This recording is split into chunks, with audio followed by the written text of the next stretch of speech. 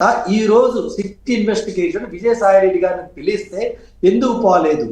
పోకపోను ఆయన ఒక కొటేషన్ పెట్టారు. కొటేషన్ తో పాటు ఇంకేం చెప్తున్నారంటే, కొంత వ్యక్తిగత కారణాల వల్ల ముందున్న ప్రోగ్రాం వల్ల నేను వెళ్ళలేకపోతున్నా అని చెప్పడం జరిగింది.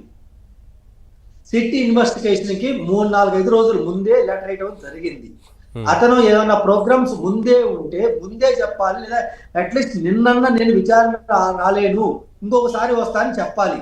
చెప్పకుండా ఈ రోజు మరి కొద్ది క్షణాల్లో సిట్ ముందుకు రావాలని చెప్పిన తర్వాత అతను రావటం ఆబ్సెంట్ అయింది.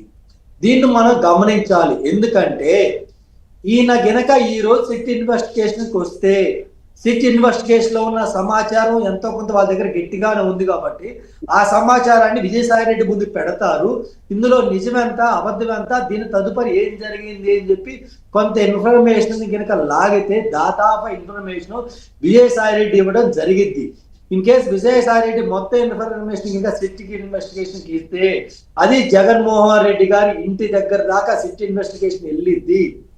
సో అందుకని ఇందాక పెద్దలు మన అన్న చెప్పడం కూడా జరిగింది. ఏదంటే విజయసాయి రెడ్డికి వైసీపీకి మధ్య మాటలు మొదలయ్యాయి. ఘర్ వాపస్ అనే ప్రోగ్రామ్ ని స్టార్ట్ చేసినట్టు ఇందాక గౌతమ్ అన్న చెప్పడం జరిగింది. నాకున్న సమాచారం